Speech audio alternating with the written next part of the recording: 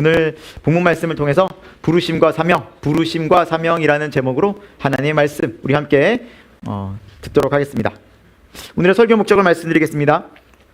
예수님께서 부르신 제자는 사명을 가지고 세상을 살게 된다는 것을 알게 하는데 설교 목적이 있습니다.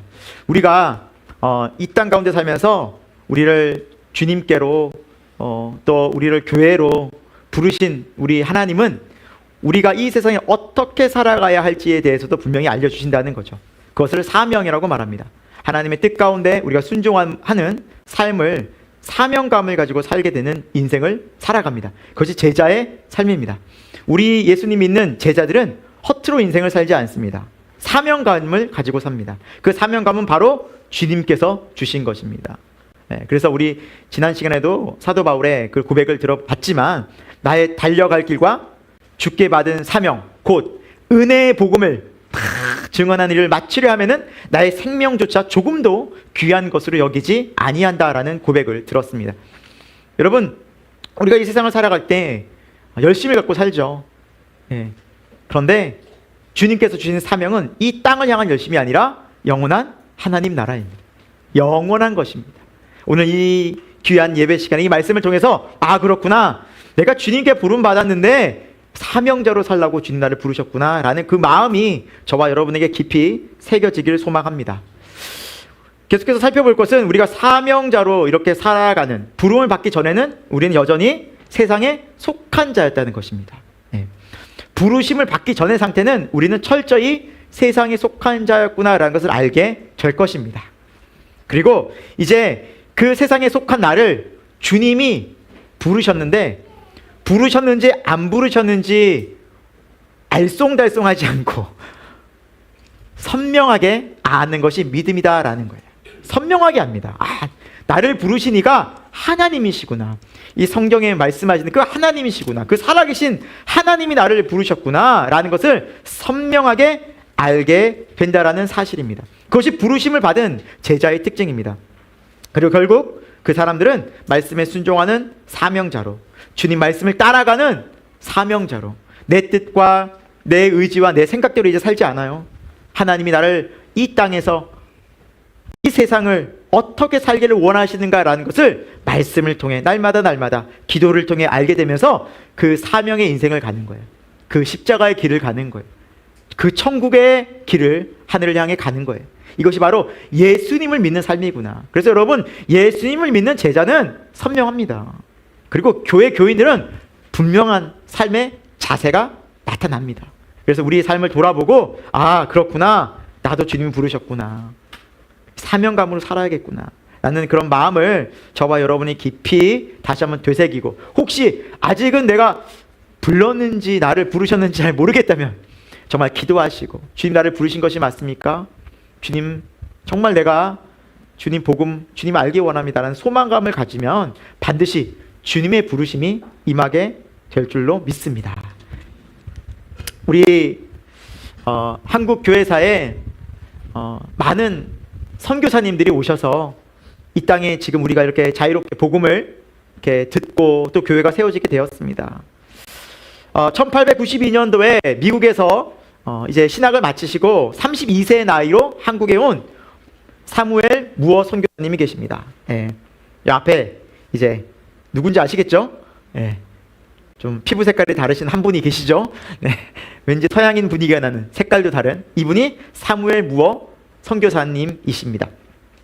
이분은 특별히 백정들에게 복음을 전했습니다. 백정. 여러분, 백정들이라고 하면 우리 역사를 우리가 살펴보면 사람 취급을 못 받았죠. 이 사람들은 항상 고개와 허리를 숙이고 다녔어요. 사람들을 똑바로 감히 쳐다볼 수가 없었어요. 항상 허리를 숙이고 다녔다고 합니다. 그리고 옷과 신을 제한했다고 합니다. 좋은 옷, 좋은 신을 못 신었대요. 예를 들면 고무신이라든지, 그러니까 좋은 신을 못 신는 거예요. 집신 신고 다녀야 되고, 이 사람들은. 그리고 머리를 항상 풀고 다녀야 했다고 합니다. 상투를 못 틀었다고 합니다. 그리고 그 파랭이라는 것을 쓰면서 항상 자기는 백정이다라는 것을 알렸어야 됐다고 합니다. 이 사람들은 항상 사람 취급을 못 받고 가장 극빈자였고 어렵게 살아갔던 사람들입니다. 그런데 여러분, 복음은 어떻습니까? 차별이 있습니까? 없습니까? 없잖아요. 조선 사회에 딱 와보니까 선교사님이 너무 차별이 심한 거예요. 양반, 쌍놈 해가지고 너무 차별이 심한 거예요. 해도 너무하는 거예요. 그래서 차별 없는 복음을 백정들에게 전한 분이 바로 사무엘 무어 선교사님이었습니다. 복음을 전하면서 이제 교회를 열어서 이 교회에 백정들의 아이들은 교육을 못 받는 거예요. 그래서 그 아이들 데려다가 글도 가르치고 교육시키는 거예요. 근데 어느 날 이렇게 가르치다가 이 백정의 아이의 그 아버지가 위급하다는 소식을 들은 거예요. 그래서 사무엘 모 선교사님이 그 자기가 가르치는 아이의 아버지 집에 찾아갔는데 백정들은 이름도 없어요. 그냥 박가의 집에서 박가의 집으로 갔어요. 박가, 김가, 이가라는 이름이 없어요. 그래서 박가의 집으로 갔어요. 그런데 정말 이 아버지가 콜레라에 걸려서 죽어가고 있었어요. 근데 이 선교사님이 보니까 이제 한시가 급한 거예요. 그래서 자기가 알고 있었던 에빗은 선교사님을 빨리 데려왔어요. 이분은 누구냐면 왕의 주치의였어요. 고종의 주치의였어요. 그러니까 레벨이 너무너무 다른 이 왕의 주치의가 이 백정 집에 오니까 온 마을이 난리가 났고 이 자기가 치료받는 이 사람도 너무너무 막 감개무량한 거예요. 감사하게 하나님의 은혜로 이 박가라는 사람은 고침을 받습니다. 회복이 되죠. 회복이 돼서 너무 감사해서 교회를 나가게 됩니다. 복음을 듣게 됩니다. 세례를 받게 됩니다. 그 예수님을 믿게 되죠. 그리고 교회로부터 이름을 받게 돼요. 박성춘 성도라고. 박성춘 성도라고. 이름도 없었고 내 존재감도 없었고 가치도 없던 인생에서 예수님 믿고 병고침을 받고 살아나니 이 박성춘 성도가 이제 내 인생을 주님을 위해 살아야겠다. 나 같은 사람이 어떻게 이런 은혜를 받았나. 그리고 하나님의 은혜를, 예수 그리스도를, 차별 없는 복음을 방방곡곡에 전하러 다녔어. 서울, 수원, 양주, 포천, 서울뿐만 아니라 인근, 의, 수도권으로 방방곡곡 걸어다니면서 많은 백정들이 있었을 거 아닙니까? 그들에게 복음을 전하는 삶을 산 거예요. 예수님, 하나님 우리를 차별하지 않으십니다. 성경에 하나님을 우리를 창조하셨고 우리를 구원하시기 위해서 이 땅에 오셨. 막 복음을 전하는 거예요. 수백 명이 돌아온 거예요. 수백 명의 백정들이 교회로 나온 거예요. 그러면서 이분이 하신 일이 뭐였냐면 또 백정들의 계몽 운동에 앞장섰어요. 백정들도 성경에 보니까 우리도 하나님이 존귀하게 창조하셨습니다.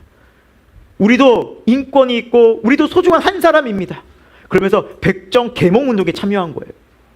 그러니까 예수님을 믿고 의식이 바뀌고 새 사람이 되니까 우리 인간의 존재 가치가 얼마나 소중한지 알고 담대하게 복음을 전하다가 결국에는 승동교회 장로가 되어서 끝까지 주님 앞에 쓰임받고 또 이 가정이 참 복을 받았어요. 이 아버지를 선교사님을 불러가지고 치료한 그 아들 있잖아요. 처음에 그 아들은 우리나라의 첫 번째 의사가 됩니다. 교수가 돼요. 네.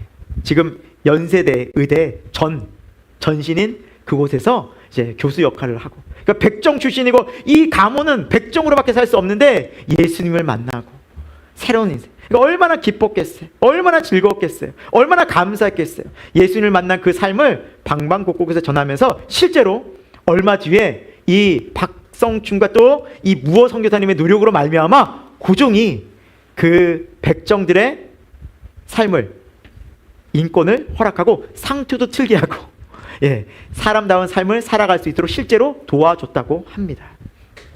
사랑하는 여러분, 예수 그리스도를 만난 삶은, 예수님의 부르심을 받은 삶은 사명감을 갖고 살아갑니다. 그 사람의 인생이 백정이라도 천민이라도 아무것도 할지라도 하나님의 사람은 하나님의 마음을 가지고 이 세상에서 빛과 소금의 역할을 합니다. 할렐루야. 여러분, 저와 여러분도 우리 주님이 부르셨습니다. 제 이름이 민호입니다. 네. 민자가 백성민자입니다. 호자가 빛날 호자예요. 저희 아버지께서 저의 이름을 그런 의도로 지으셨어요. 백성들에게 빛이 나라. 그러니까 그런 거죠. 아들 잘 됐으면 좋겠다는, 성공했으면 좋겠다는 의미인 거죠. 쉽게 얘기하면. 그렇지 않습니까, 아버지? 세상에서 판검사 되고, 그쵸, 사장님 되고 성공한 인생을 백성들한테 살았으면 좋겠다라는 그런 의미로 지었는데, 지금 생각하면 너무 잘 지으신 것 같아요. 백성 민자에다가 빛나로잖아요. 사람들에게 빛이신 예수님을 전하는 전 삶을 살고 있습니다. 네. 빛은 예수님이잖아요. 너무 감사하다 이제는. 네. 여러분, 우리가 예수님을 만나면 사명감을 가지고 삽니다. 어떤 사람이든지 직업에, 상황에 귀천이 없습니다. 우리 하나님은 그런 놀라운 인생으로 우리를 부르셔 사용하시는데, 사도 바울이 그랬습니다. 여러분, 사도행전을 보면 28장까지 있거든요. 사도 바울의 이야기가 9장부터 나와요. 마지막 28장까지 약 20장 나오는데, 사도 바울이 이렇게 다메섹에서 예수님을 만난, 오늘 본문, 이 본문처럼 예수님을 만난 이 간증이 총 3번 나와요. 3번. 같은 이야기가 3번씩이나 나와요. 9장에 나오고 22장에 나오고 또 29장에 나와요. 바울은 가는 곳마다 내가 예수님을 어떻게 만난지를 정하는 거예요. 내가 예수님을 만났기 때문에 지금 이렇게 사명을 가지고 선교를 하고 주님을 알리고 있습니다. 항상 이걸 잊지 않고 사는 거예요. 여러분, 사명자는요, 내가 주님을 만난 것을 잊지 않아요. 주님의 부르심을 잊지 않고 살아요. 나 같은 자를 주님 부르셨다. 나 같은 자를 주님이 살려주셨다. 나 같은 자를 구원해 주셨다. 백정 박성춘처럼 나 같은 자를 하나님은 긍휼히 여겨주셔서 나를 쓰신다. 여러분, 그것이 바로 예수님을 믿는 사람들입니다. 그것이 바로 제자의 삶이라는 것이죠. 이 땅을 향해서 오로지 이 세상에서 성공하고 이 세상의 것들을 부여잡는 인생에서 결국 어딥니까? 죽음이에요. 끝은 죽음이에요. 절망, 고통 중에서 두려움 속에 살다가 그게 아니구나, 예수님께서 나를 건지셔서 구원하셔서 저 하늘로 하나님의 사랑을 입고 나는 사랑받는 존재였구나. 와, 나는 세상에서 돈을 좀 가져야, 또 뭔가 잘해야 인정받고 내가 좀 잘난 것 같은데 그런 게 아니었구나. 거기에 상관없이 하나님은 나를 사랑하시는구나. 하나님 나 이렇게 귀하게 여기셨구나. 그 존재감이 달라지는 그 삶을 살아갈 수 있도록 예수님이 오셨다는 사실입니다. 구원은 놀라운 의미가 있습니다. 그래서 구원받은 자는 사명감을 가지고 삽니다. 오늘 말씀을 통해서 그렇구나, 우리도 그런 하나님께서 부르신 그 소중한 한 명이구나. 나의 이름을 아시고 나를 부르신 그 주님의 말씀을 다시 한번 마음에 새기고 이 세상을 사명감을 가지고 열정적으로 살아가는 저와 여러분 되기를 소망합니다. 첫 번째 살펴볼 것은 세상에 속한 자라는 겁니다. 세상에 속한 자. 예수님을 만나기 전, 하나님의 부르심을 받기 전에 우리는 세상에 속한 자였다는 사실입니다. 여러분, 지난 시간에 우리는 바울이 이제 성전에서 율례를 행하다가 사람들의 오해 속에서 잡혀서 맞고 죽을 위해서 이 천부장이 건져냈다는 것을 거기까지 읽어봤어요. 근데 이제 천부장이 건져내고 바울이 얘기를 해요. 내가 너무 억울하다. 내 상황을 좀 이야기할 수 있도록, 좀 변화할 수 있도록 도와달라. 그래서 알겠다 허락을 하고 바울에게 변호할 기회를 줍니다. 오늘 본문 내용은 바로 그 내용입니다. 근데 무슨 내용을 이야기하느냐? 바울이 자신이 어떻게 예수님을 만난지를 이야기하게 됩니다. 2절에 보면 바울이 히브리 말로 말했다라고 설명하고 있어요. 그런데 오히려 사람들이 조용히 이 히브리 말을 들었다라고 말하는데, 이 배경이 이렇습니다. 당시 이스라엘 사람들은 아람어를 썼습니다. 아람어. 네, 아람어. 우리가 많이 좀 알고 있는 아람어가 뭐가 있을까요? 달리다굼, 소녀야 일어나라 라고 이제 성경에 나와 있죠. 이제 아람어. 이렇게 아람어를 쓰면서 이제 이스라엘 사람들은 그 지방에서 살고 있었고, 또 이스라엘 밖에는 헬라어를 썼습니다. 그래서 두 가지 언어를 많이 썼어요. 헬라어와 아람어. 그런데 사도 바울은 히브리어를 쓴 거예요. 히브리어는 언제 쓰냐면 회당에서 율법을 듣고 배울 때, 또 제사 지낼 때. 그러니까 굉장히 종교적 언어였고 특별한 상황에서 쓰는 거예요. 그래서 보통 사람들이 이 언어를 자유자재로 구사하기 힘들었거든요. 근데 이 언어를, 히브리어를 딱 쓰니까 사람들이 이 사람 보통 사람 아닌데? 라고 이제 집중하기 시작했다는 사실입니다. 그러면서 자신의 이야기를 하기 시작합니다. 우리 3절 같이 읽어볼까요? 시작. 나는 유대인으로 길리기아 다소에서 났고 이 성에서 자라 가말리엘의 문화에서 우리 조상들의 율법에 엄한 교훈을 받았고 오늘 너희 모든 사람처럼 하나님께 대하여 열심히 있는 자라라고 말하고 있어요. 출신이 어디예요? 길리기아 다소예요. 이 길리기아 다소는 그 로마가 당시 다스리던 아테네라든지 알렉산드리아와 어깨를 나란히 하는 교육과 철학과 상업이 발달했던 도시예요. 3대 도시 중에 하나예요. 그러니까 어릴 적부터 이런 교육을 잘 받았던 사람인 거예요. 그리고 어디로 왔어요? 예루살렘에 와서 가말리엘이라는 당시 최고의 율법의 최고의 유명한 또 가장 존경받는 사람 밑에서 수제자로 탁 학문을 배운 사람이에요. 쉽게 얘기하면 이런 거죠. 나는 뭐 미국에서 태어나서 몇 살 때 한국에 와서 서울대학을 가서 어떤 교수님 밑에서 공부했습니다. 막 이런 거예요. 그러니까 뭐 세상적으로 보면 그 최고의 명문 엘리트 코스를 걸은 사람이에요.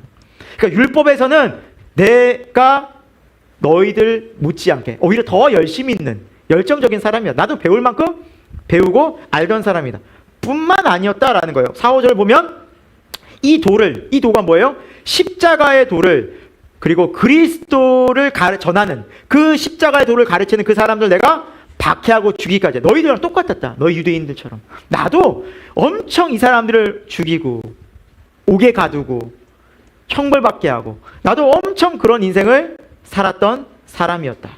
그래서 바울도 이렇게 얘기하지 않습니까? 디모데전서 1장 13절에 같이 한번 읽어볼게요. 시작. 내가 전에는 비방자요 박해자요 폭행자였으나 도리어 긍휼을 입은 것은 내가 믿지 아니할 때 알지 못하고 행하였음이라 라고 고백하고 있습니다. 예수님 믿기 전에 어떤 삶을 살았다고요? 비방하고 박해하고 폭행자였다. 여러분 우리도 사도 바울과 다를 바가 없죠. 예수님 믿기 전에 우리의 인생은 어땠습니까? 악하고 불의하고 교만했죠. 열심히 세상에서 잘 살아보려고 얼마나 애를 썼습니까? 세상 문화 얼마나 따라가려고 애를 썼습니까?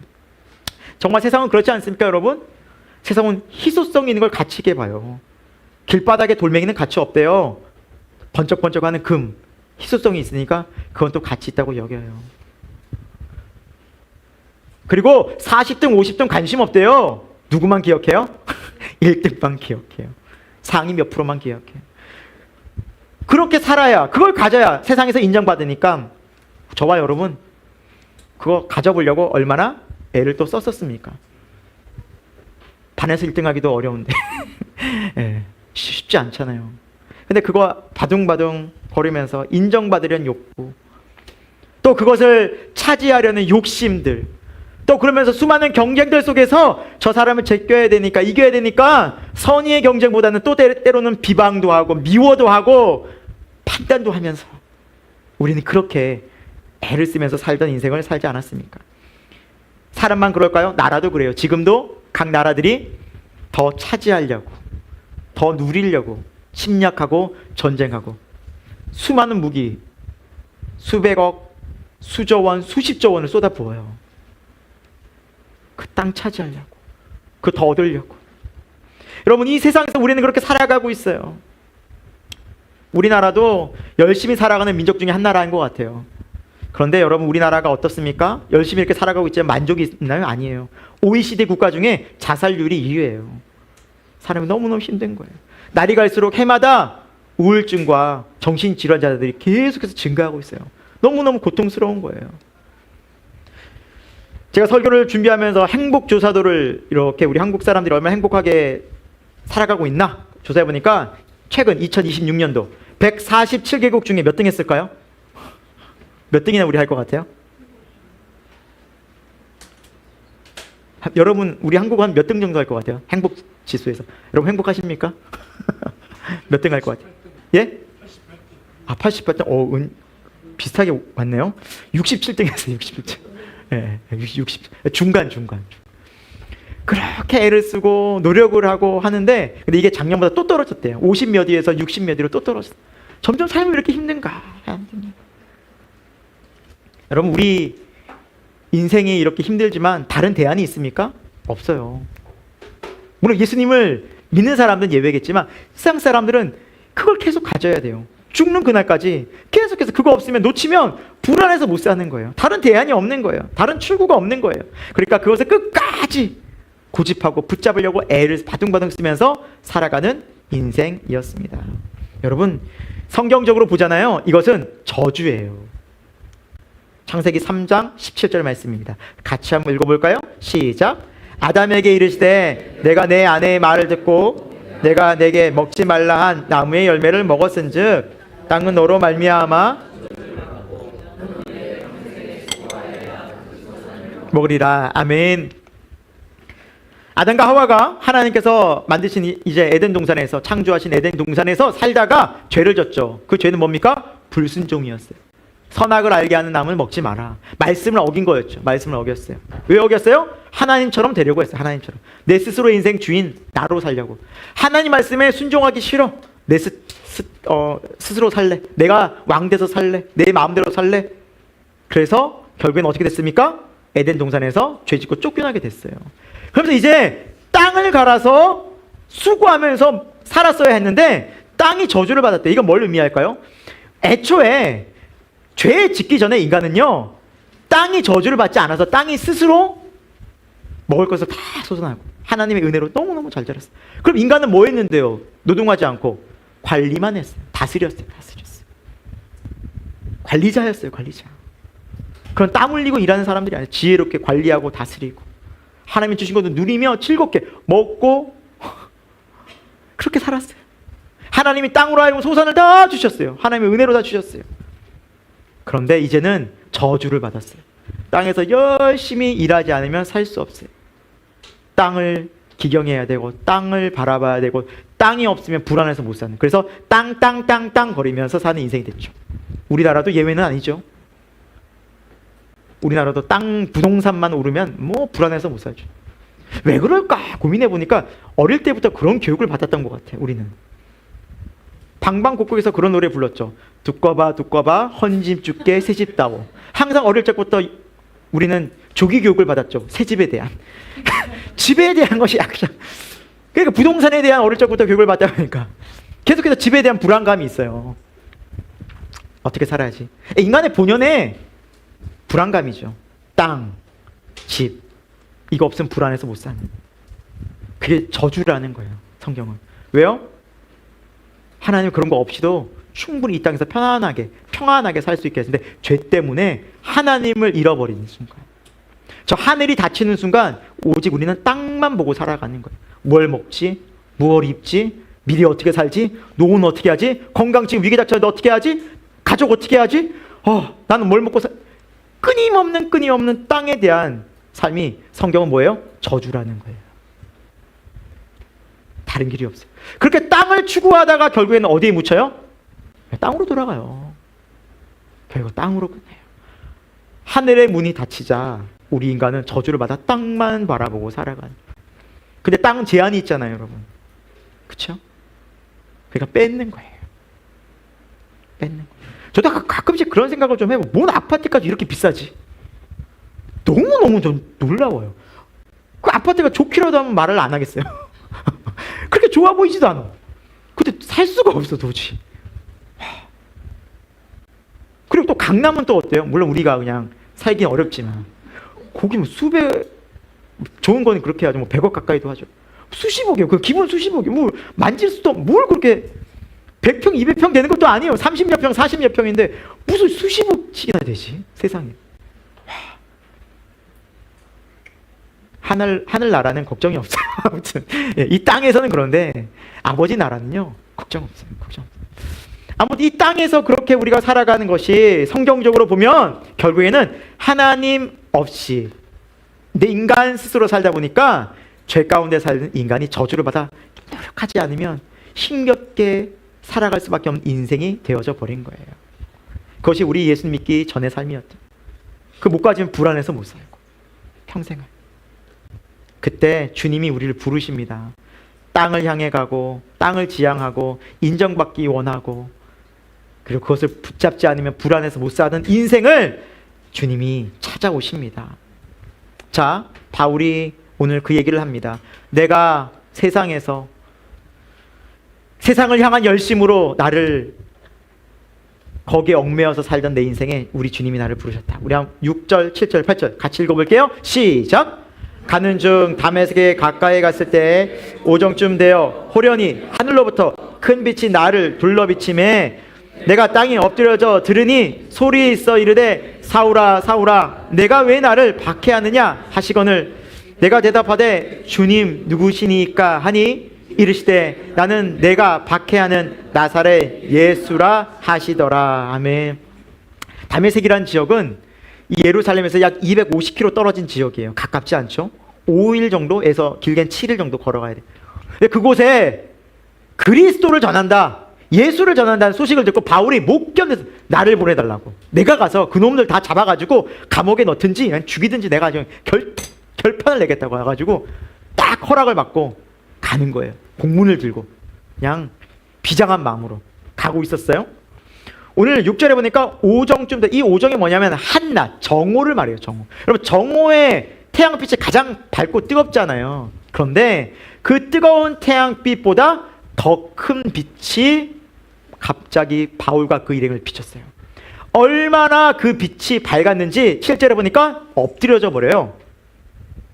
그 빛 앞에. 누구의 빛일까요? 예수님이에요. 하나님의 빛이.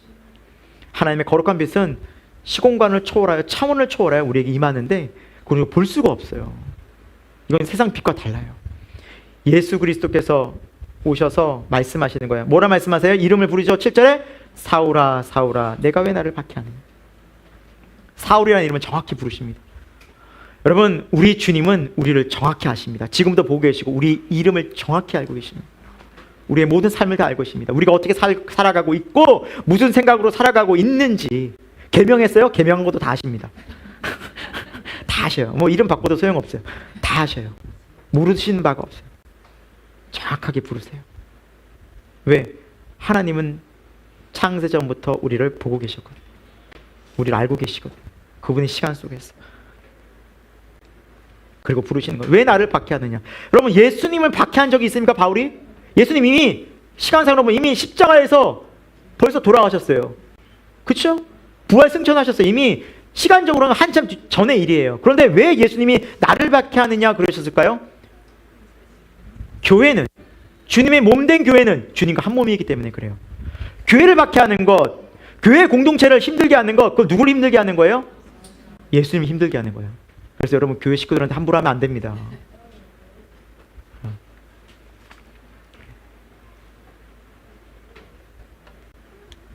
마태복음 25장 45절 주님이 직접 말씀하셨죠? 같이 읽어봅니다. 시작. 이에 임금이 대답하여 이르시되 내가 진실로 너희가 이르노니 이 지극히 작은 자 하나에게 하지 아니한 것이 곧 내게 하지 아니한 것이라 하시니. 자, 하나님께서, 우리 주님께서 직접 말씀하십니다. 이 지극히 작은 자, 우리가 보기엔 별 볼 일 없어. 또 아이일 수도 있어. 심지어 우리가 보기엔 세상적으로는 뭐 그냥 별 의미 없는, 존재감 없는 사람일 수 있어. 근데 이 사람이 교회를 나오고 신앙생활을 해. 그런 사람이라 할지라도 함부로 하면 돼야 안 돼요? 안 돼요. 그 주님께 하는 거예요, 여러분. 조심하셔야 돼요.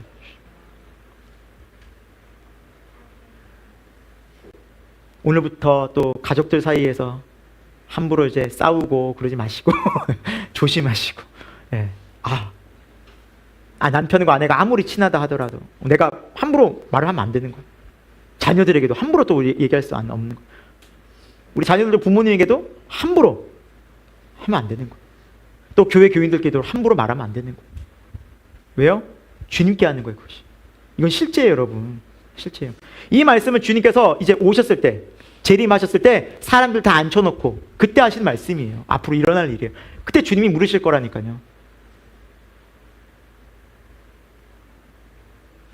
예근 집사, 너 왜 그렇게 그때 했어? 물으시는 거예요. 왜 그 형제를 그렇게 대했어? 묻는 거예요. 예근 집사님 그렇다는 게 아니라 그냥 예를 든 거예요. 시험 들지 마시고 그냥 일단 드는 거예요. 예를 든 거예요. 그렇지 않아요. 잘하고 있는데 우리 이름을 부르시고 다 묻는 거예요. 너 그렇게 아내한테, 부모한테 왜 그렇게 했어? 조심하셔야 돼. 그러니까 사울이 그렇게 살았던 거죠. 교회를 핍박하고 예수님이는 핍박하고. 그래서 예수님 분명히 말씀하시는 거예요. 왜 나를 박해하느냐. 그러니까 이제 8절에 주님 누구십니까? 라고 해요. 여기서 주님이란 것은 뭐냐면 이 대상이 모르는데 뭔가 이제 그 신적인 존재 혹은 그때는 뭐 천사들도 향해서 이렇게 얘기했으니까 뭐 너무 이제 자기가 느끼기에 이게 보통 상황이 아닌 거예요. 그래서 주님 누구십니까? 잘 모르겠습니다. 누군지 알려주십시오. 그러니까 나는 내가 박해하는 나사렛 예수라고 말해요. 정확하게. 나사렛 예수는 얼마 전에 십자가에서 죽은 인물이거든요. 얼마나 바울이 충격을 받았을까요? 너무너무 충격을 받은 거예요. 나사렛 예수, 아니 십자가에서 죽고 내가 지금 나사렛 예수를 전하는 이 사람들을 옥에 가두고 있는데 이분이라고? 이분이 지금 나에게 말씀. 너무 큰 충격을 받았죠. 그리고 눈이 멀어 3일간 그냥 헤매고 있었어요. 사랑하는 여러분, 하나님은 우리를 찾아오십니다. 그리고 분명히 말씀하십니다. 그분은 우리에게 그분 자신을 정확히 드러내십니다. 여러분, 하나님을 만나게 되잖아요. 내가 하나님을 만나나 안 만나나 잘 모를 수가 없어요. 정확히 알아요. 오늘 말씀처럼 세상 빛이 아니에요. 그분은 차원이 달라요. 그래서 알아요. 하나님이시군요. 이분은 보통 분이 아니군요. 정확히 알게 돼요. 그리고 그 주님은 우리에게 말씀하세요. 말씀. 뭔가 환상을 보여주고 막 이런 부분보다도 정확하게 말씀하세요. 하나님의 뜻을. 자, 우리 22장 14절 같이 읽어볼까요? 시작. 그가 또 이르시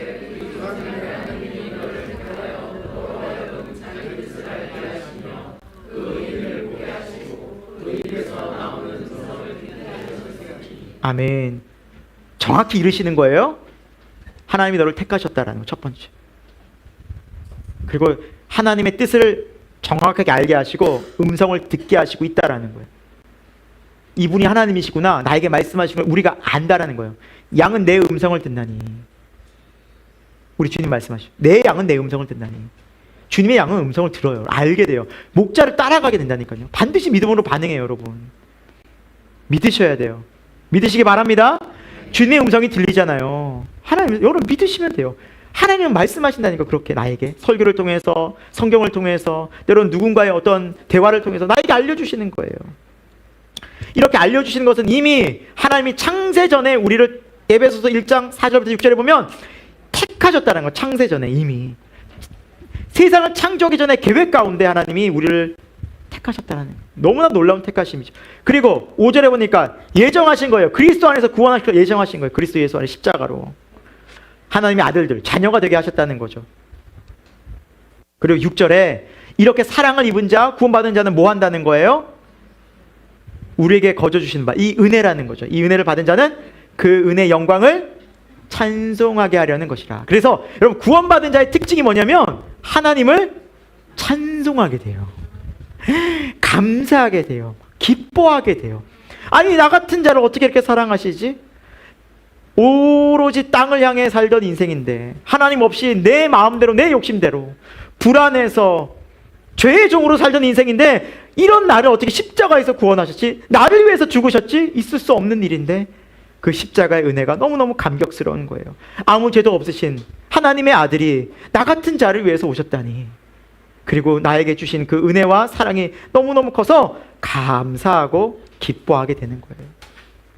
그리고 땅을 향하던 인생이 어디를 향하게 될 거야? 이제 하늘을 향해 돼요. 그걸 거듭났다라고 하는 거예요. 거듭났다.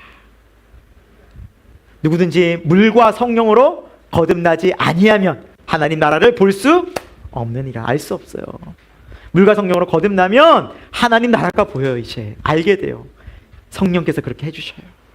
내 방향이 이제 이 땅이 아니라 하나님 나라가 돼요. 소망이 되는 거예요. 소망이 되는 거예요. 사랑하는 여러분, 성경에서 말씀하고 있는 구원은 선명합니다. 내가 하나님의 말씀을 들었다면 이제는 뚜렷이 알아요. 내가 어떻게 살아가야 하겠구나. 전의 인생이 이제 뒤로 가게 돼요. 예수님 믿는데 여전히 내가 옛사람대로 산다? 아니, 못 살아요. 절대 못 살아요. 그래서 예수님은 말씀하세요. 누가복음 9장 61절 같이 읽습니다. 시작. 예수께서 이르시되 손에 쟁기를 잡고 뒤를 돌아보는 자는 하나님의 나라에 합당하지 아니하니라 하시니라. 아멘. 여러분, 우린 농사를 잘 짓지 않아서 이 쟁기가 뭔지 모르는데 제가 그림을 좀 찾아왔어요. 자, 옛날 우리 어르신들은 밭에서, 시골에서 많이들 보실 수도 있었을 텐데, 소가 앞에서 끌고 가면 뒤에서 농부가 뭘 잡아요? 쟁기를 잡는 거예요. 쟁기를 잡고 가는 농부는 절대 뒤를 돌아보잖아요. 뒤돌아보는 순서가 어떻게 돼요? 이렇게 되는데요. 밭 이랑이요 갈리지가 않아요. 삐뚤빼뚤해지고 엉망진창이 돼요. 농부는 절대로 뒤돌아보지 않아요. 쟁기를 잡으면. 그런 농부 보셨어요? 없어요. 이것처럼 선명하다는 거예요. 하나님 나라가 내게 임하면 이제 다른 세상의 길을 따라가지 않아요. 너무 선명하기 때문에. 이 어둠 속에서 지나다가 빛을 받기 때문에 더 이상 어둠 속에 거하고 싶지 않아요. 빛으로 나오려고 해요. 빛으로. 예수 그리스도의 십자가가 내 세상에서 내가 추구하던, 그거 없으면 불안해서 못 살던 그 근심과 염려 속에 살던 내 인생을 자유케 하셨다는 게 선명해져요. 그래서 감사한 거예요. 그 고통에서 자유함이 감사해서 찬송하고 예배하게 돼요. 사랑하는 여러분, 이 기쁨을 누리시기 바랍니다. 여러분, 누릴 분들 있을 거예요. 그럼 더 찬송하세요. 더 기뻐하세요. 우리 더 누려야 돼요. 왜요? 그래야 이 옛사람, 여전히 세상을 나로 계속해서 유혹하는 옛사람의 그 길로 가지 않아요. 유혹받지 않아요. 이길 수 있어요. 이들에게 이제 예수님께서 구원해 주시고 부르신 다음에 이제 뭘 주시냐? 사명을 주셔요. 이렇게 살아라. 이제 내 인생을 이렇게 살아야 한다. 예, 주님, 저 이렇게 살겠습니다. 이제는 더 이상 내가 주인 노릇하지 않겠습니다. 저 반드시 이렇게 살아가겠습니다. 하나님이 나를 부르셨기에 저 이제 하나님을 위해 살겠습니다. 이 인생이 펼쳐집니다. 선명히 달라져. 첫 번째, 증인의 삶을 살게 됩니다. 오늘 말씀을 통해 살펴볼 텐데요. 15절 말씀 같이 읽을게요. 시작. 내가 그를 위하여 증인이 되리라. 아멘. 하나님은요, 이제 우리를 증인으로 세상에 보내십니다. 증인으로 보내셔요. 여러분, 증인은 어떤 사람입니까? 보고 듣고 경험한 것을 그대로 얘기하면 되는 사람입니다. 쉽게 얘기하면 이런 겁니다. 바울이 얘기하잖아요. 내가 전에는 비방자고요, 폭행자요, 예수 믿는 사람을 감옥에 가두고 너희처럼 율법에 엄청 열심히 있고 외형주의였고 나도 그렇게 살았다. 그러나 지금은 달라졌다. 예수 믿고 정말 달라졌다. 너무 선명한 거예요. 너무 선명한 거예요. 비포와 애프터가 너무너무 선명한 거예요. 그래서 그걸 이야기하는 거예요. 이야기하는 거예요. 여러분, 우리도 물건을 어떤 화장품 하나를 사도 좋으면 어때요? 가족들한테나 지인한테 막 시키지도 않은데 막 소개하지 않습니까? 그렇게 돼요. 좋은 거 하나 써보세요. 좋은 거 하나 써도 막 얘기하게 돼요. 왜요? 비포 앤 애프터가 선명하거든요. 예수님을 만났어요. 내 전의 삶과 이후의 삶이 완전히 달라져요. 그러니까 이 예수님을 전하지 않을 수 없게 된다는 사실입니다. 전하는 거예요. 예수님을 전파하는 거예요. 어디에서요? 우리 가정에서부터, 일터에서 그 증인 역할을 하는 거예요. 나를 보내시는 그곳에서. 여러분, 이 증인의 삶의 목표는요, 사람을 교화시키고 바꾸는 데 있지 않습니다. 증인은요, 그냥 내가 만난 하나님을, 예수님을 전하면 돼요. 알려주면 돼요. 바꾸시는 분은 누구세요? 하나님이세요. 내가 바꾸고 못 바꾸고 나에게 달린 것이 아니에요. 말 잘하고 설득 잘해야 사람들 바뀌지 않습니다. 하나님의 구원의 은혜가 임하면 바뀌어집니다. 단 우리는 예수님을 믿는 것을 감추진 말아야죠. 그게 증인이죠. 여러분, 오늘 20절 말씀 한번 볼까요? 20절 말씀, 22장 20절, 제가 찾아오진 않았는데요, 20절은 어떤 표현이 있냐면 이런 표현이 있어요. 또 주의 증인 스데반이 피를 흘릴 때. 여러분, 스데반이 순교했죠.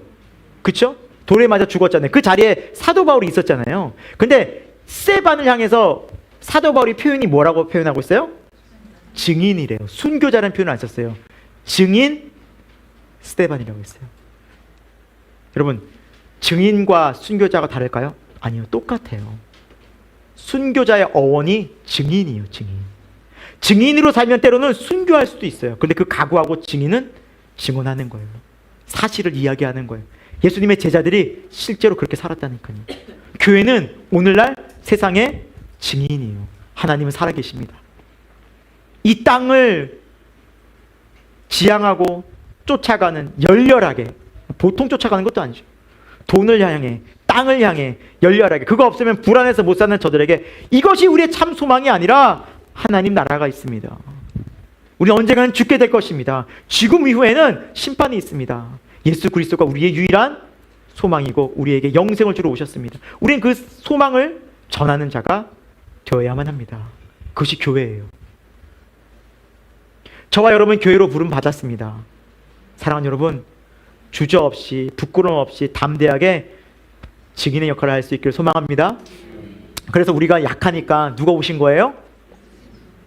성령님이 오셨어요. 성령. 그래서 오직 성령이 너에게 임하시면 너희가 권능을 받고 예루살렘과 온 유대와 사마리아와 땅 끝까지 이르러 내 증인이 되리라 하셨잖아요. 그러니까 성령님이 그래서 오신 거예요. 바울이 어떻게 변화됐겠냐고요. 성령이 임하니까 달라지기 시작한 거죠. 우리가 앞쪽에 살펴봤잖아요. 성령이 임하셨잖아요. 그리고 그 기도했잖아요. 달라지기 시작한 겁니다. 달라지기 시작한 거. 두 번째, 이제 사명자로 사는 사람은 세례를 받아요. 16절에 같이 한번 우리 말씀 읽어볼까요? 시작. 이제는 왜 주저하느냐? 일어나 주의 이름을 불러 세례를 꼭 죄를 씻으라 하더라. 아멘. 주저하지 마라. 이제 주의 이름으로 세례를 받아라. 성부와 성자와 성령 이름으로 예수의 이름으로 세례를 받아라. 그리고 너의 죄 씻음을 받고 이제 십자가에서 너는 완전히 자유함을 얻고 이제는 하나님의 거룩한 자녀로 살아가라. 세례 받으라. 왜 주저하느냐? 세례 받기. 주의 이름을 부르고 세례를 받으라는 거예요. 옛날에는 이 초대교회 당시에는 강에서 세례를 받았어요. 강에서. 그래서 물에 이렇게 잠깁니다. 세례 받을 때. 물에 한번 쑥 들어가요. 물에 잠긴다는 의미는 어떤 의미냐면 죽음을 얘기해요. 우리 옛사람, 죄인데 나는 죽었다는 거예요. 그러면 계속 둘까요? 그 정말 죽잖아요. 그래서 다시 꺼내죠. 한번 죽음을 이렇게 경험하게 하고 죽을 것 같을 때 한번 쉬 꺼내는 거예요. 그때 다 죽은 거예요. 그리고 딱 살아날 때 주님과 함께 다시 부활한 주님과 함께 사는 거예요. 세례가 그런 의미예요. 그러니까 우리 장로교에서는 이제 물로 이렇게 뿌리잖아요. 그러니까 상징적인 의미를 갖고 있고 지금도 침례교에서는 실제로 막 바다나 강에 들어가요. 그 침례탕에서 이렇게 세례를 주기도 하고. 네.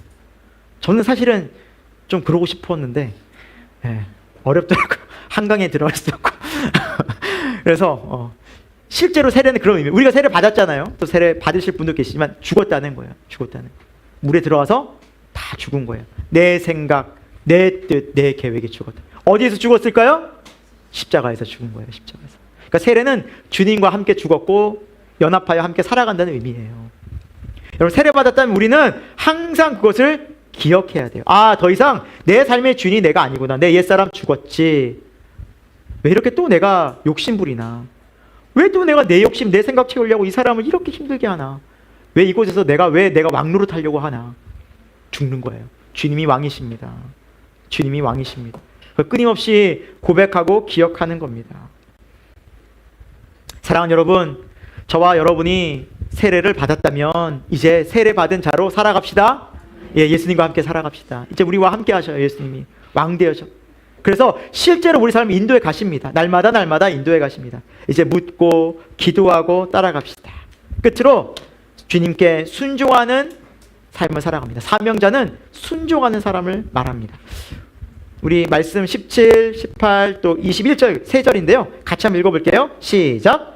후에 내가 예루살렘으로 돌아와서 성전에서 기도할 때 황홀한 중에 봄에 주께서 내게 말씀하시되 속히 예루살렘에서 나가라. 그들은 내가 내게 대하여 증언하는 말을 듣지 아니하리라 하시거늘 나더러 또 이르시되 떠나가라. 내가 너를 멀리 이방인에게로 보내리라 하셨느니라. 아멘. 바울이 이제 기도하다가 하나님의 음성을 듣습니다. 말씀을 듣습니다. 여러분 주님께 순종할 때 우리가 참 이제 귀한 것이 뭐냐면 기도해야 하나님의 말씀이 들려요. 그러니까 기도와 말씀은 뗄래야 뗄 수가 없어요. 그러니까 기도와 말씀이 함께 가야 되는 거예요. 우리는 이 순종의 삶을 사명자는 살아갑니다. 그러면서 하나님 뜻을 알아요. 그러면서 하나님이 바울을 어디로 보냅니까? 예루살렘에서 나가라는 거예요. 21절에 내가 너를 어디로 보낸다는 거예요? 이방인에게로. 그러니까 바울이 왜 예루살렘에 있었을까? 이유는 간단해요. 내가 만난 예수님을 전하고 싶은 거예요. 예루살렘 사람들. 자기도 이렇게 율법주의로 살다가 이 예루살렘 우리 동족들이 너무 불쌍한 거예요. 근데 하나님의 뜻은 거기에 있지 않았어요. 나는 너를 이방인의 사도로 불렀어. 나는 너를 그렇게 택했단다. 그리고 하나님의 뜻을 알려줬죠. 그럼 바울은 순종했어요? 순종하지 않았어요? 순종했어요. 오늘 우리가 읽은 본문이 3차 전도 여행을 끝나고 돌아온 지점이에요. 한 번 나가고 두 번 나가고 세 번 나가고 하나님 뜻에 목숨 걸고 순종했어요. 그리고 얼마나 많은 열매들이 있었어요. 가는 곳마다 교회가 세워지고, 물론 핍박과 환란이 있었지만 수많은 사람들이 주님께 돌아오지 않았습니까? 결국에는 바울로 인하여 유럽이 복음화가 되잖아요. 역사적으로 보면 로마가 바뀌잖아요.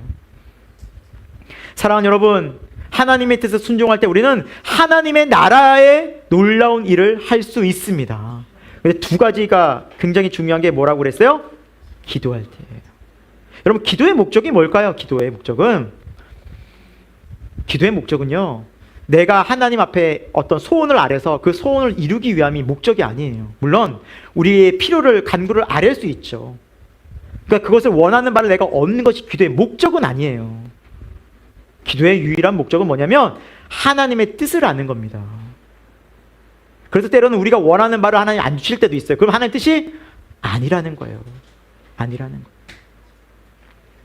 하나님, 제가 여기로 가고 싶고, 이 직장에 가고 싶고, 혹은 이곳에 가고 싶고, 혹은 이 사람을 만나고 싶고, 때로는 기도하지만 그것이 안 이루어져요. 그걸 하나님의 뜻이 아니라는 거예요. 믿어야 돼요.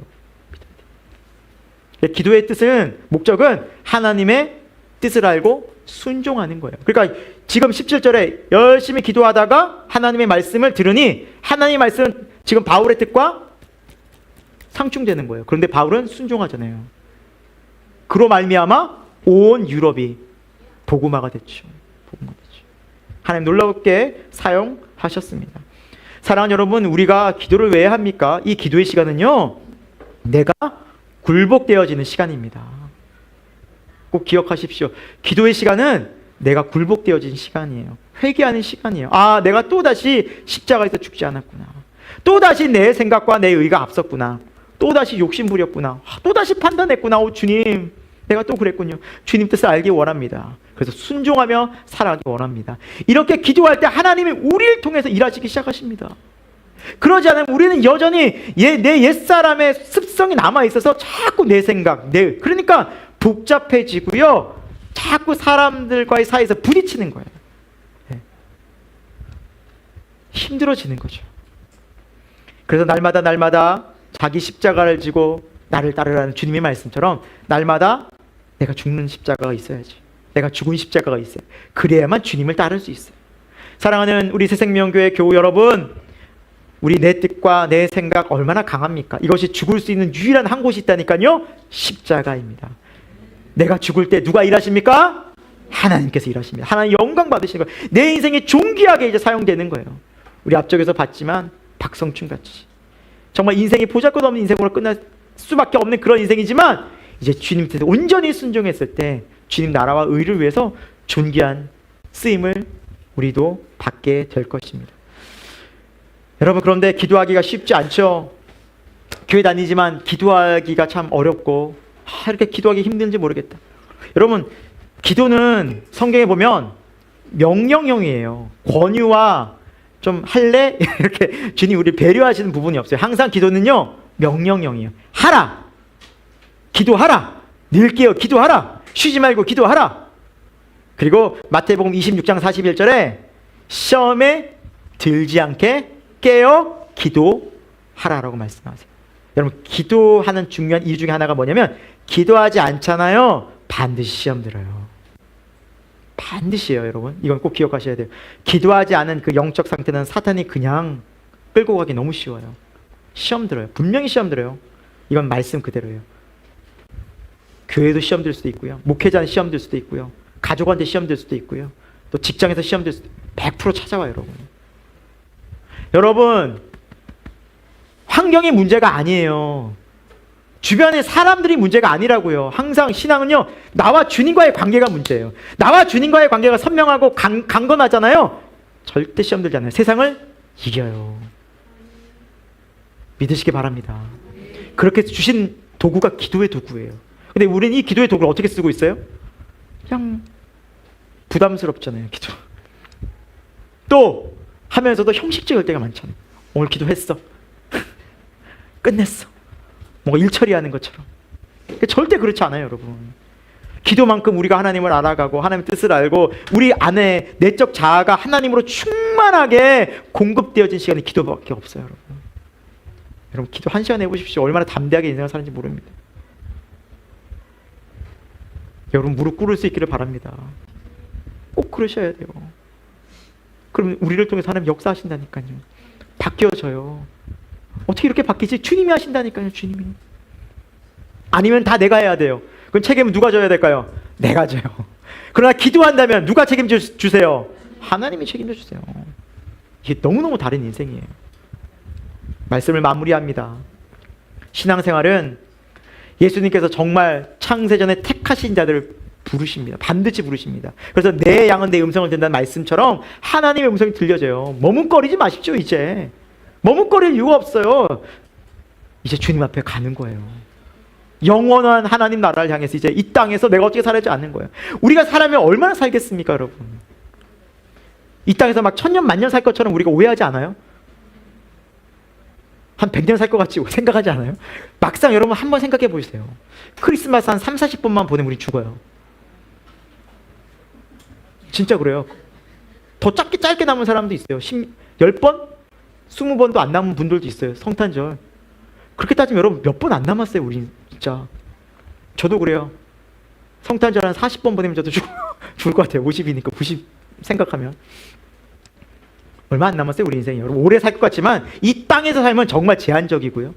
금방이에요. 그런데 그 시간마저도 내가 생각해둔 그 시간에 죽나요? 아니잖아요. 하나님이 부르시면 가야 되잖아요. 여러분 이것이 진짜 우리의 일생이라니까요. 그래서 하루하루가 중요해요. 그리고 예수님이 너무너무 중요해요. 아우 다음에 시간 되면 만나죠. 아우 내일부터 하겠습니다. 절대 내일부터 하겠다는 사람 치고 제가 성공한 사람을 못 봤어요. 내일부터 살 빼겠습니다 하고 말하는 사람 치고 제가 살 뺀 사람을 못 봤어요. 내일부터 공부하겠습니다 한 사람 치고 공부를 성공한 사람 못 봤어요. 안 돼요. 오늘부터 해야 돼요. 오늘부터 기도하셔야 돼요. 오늘부터 주님 찾으셔야 돼요. 아, 내가 잘못 살았구나. 그건 오늘부터 하셔야 내일도 살 수 있어요. 오늘 우리가 이 땅 가운데 살아가면서 하나님 나라를 소망하는 출세상의 삶을 살아갈 때 왜 안 어렵겠어요? 어려워요. 힘들어요. 고대해요, 여러분. 기도하는 거 쉽지 않아요. 그 피곤함과 또 많은 상황과 일을 이기고 기도의 자리로 나가야 되니까 쉽지 않더라고요. 그런데 누가 도와주세요? 성령님이 도와주세요. 누가 일하세요? 하나님이 일해주시더라고요. 기도하니까. 그걸로 넉넉히 살아낼 수 있습니다. 할렐루야! 이제 우리는 어떻게 살아야 할지 선명해졌습니다. 여러분. 머뭇거리지 마십시오. 더 이상 여러분 방어할 필요가 없습니다. 쟁기를 잡고 왜 자꾸 뒤를 돌아봐요? 있을 수 없는 일이에요. 세상 왜 자꾸 기웃거리냐고요, 우리가. 왜 자꾸 세상에 빠져요? 이러면 정신 차려야죠. 다시 주님 앞으로 나옵시다. 오늘 예배 시간이 다시 우리의 흐트러졌던 마음이 세상을 향했던 우리 혼합주의 신앙이 정결해지고 깨끗해지고 거룩해져서 우리 마음 가운데 주님으로 가득 차 주님의 사명자로 살아가는 복된 인생 되기를 예수의 이름으로 축원합니다. 기도하겠습니다. 하나님, 우리는 하나님의 놀라운 은혜 속에서 자격 없는 우리이지만 하나님의 사랑 가운데 하나님의 택하심 속에 부르심을 입었습니다. 그리고 십자가의 놀라운 은혜로 구원을 얻게 되었습니다. 이것은 우리의 노력이 아닙니다. 우리의 힘이 아닙니다. 오직 하나님의 놀라운 긍휼과 사랑의 은혜였습니다. 우리를 그 부르신 하나님의 사랑과 그 십자가의 권능 속에서 우리가 살아가는 참된 제자가 되도록 인도하여 주옵소서. 연약합니다. 부족합니다. 성령의 은혜를 충만히 부어주셔서 날마다 주를 따라가면서 이 땅에서 정말 주님 말씀대로 빛과 소금의 역할을 하면서 증인된 삶을 살아낼 수 있는 거룩한 제자가 되도록 인도하여 주옵소서. 예수님의 이름으로 기도합니다. 아멘. 사랑하는 주님, 어둠 가운데 지내던 우리, 세상의 정욕에 파묻혀서 미워하고 시기 질투하며 욕심내고 판단하고 살았던 우리들이었지만 하나님의 때가 이름에 주 예수 그리스도께서 우리를 부르셔서 주님의 제자 삼아주시고 하나님의 자녀 삼아주신 것 너무나 감사함을 드립니다. 그 은혜를 기억하여 감사하며 하나님을 찬송하는 인생 되도록 인도하여 주옵소서. 그리고 그 주님을 우리가 삶의 자리에서 증거하고 증인된 삶을 살아낼 수 있도록 하나님 역사하여 주옵소서. 성령님 우리 마음 가운데 충만히 임하여 주셔서 연약한 나, 안 되는 나, 그리고 불순종하는 나를 바라보는 것이 아니라 주 예수 그리스도 안에서 십자가 안에서 새롭게 변화된 나를 소망하며 능력의 주님을 소망하며 살아가는 복된 인생 되게 하여 주옵소서. 우리를 이제 존귀한 자녀로 부르셨사오니 예수님과 십자가에서 날마다 연합하여져서 내 옛사람 죽고 날마다 주님과 연합하여 주님과 함께하는 존귀한 인생을 걸어갈 수 있는 복된 자녀의 삶 되게 하여 주옵소서. 우리의 삶의 주인은 내가 아닌 것입니다. 우리 주님이 되셔야만 합니다. 작은 것 하나라도 가정에서, 일터에서, 교회에서, 내가 어느 곳에 있든지 예수가 그리스도라고 고백하는 예수님을 주인으로 우리가 고백하는 믿음 되게 하여 주옵소서. 물질의 주인이 우리가 아닙니다. 주님께서 주신 물질 주님께 올려드립니다. 감사함으로 올려드립니다. 기쁨으로 주님 앞에 거룩하게 드리는 복된 삶 되도록 인도하여 주옵소서. 우리 잘 아는 아이들이 있습니다. 저들의 인생, 하나님 우리 다니엘 어린이부 청소년부의 아이들의 인생이 자신의 삶의 주인이 자신이 아니라는 것을, 예수 그리스도라는 것을 밝히 아는 은혜 있게 하여 주옵소서.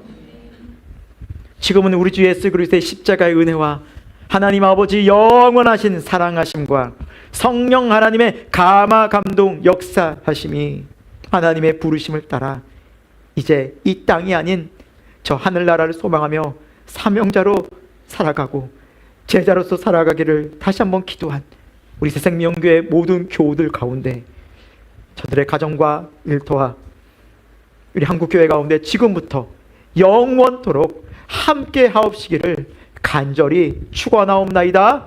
아멘.